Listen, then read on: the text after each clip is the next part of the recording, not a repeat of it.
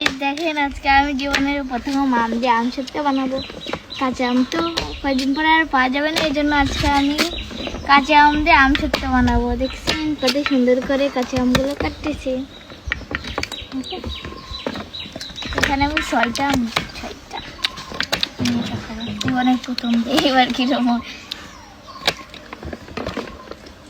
দেখছো।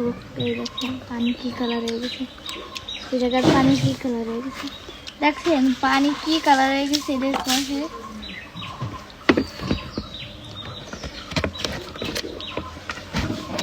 একটা মাত্র নেই।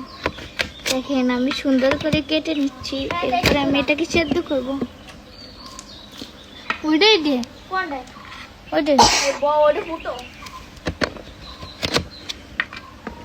ওই চলাই না, এই যে জায়গা, এই জায়গা, এটাই আলো ছিল।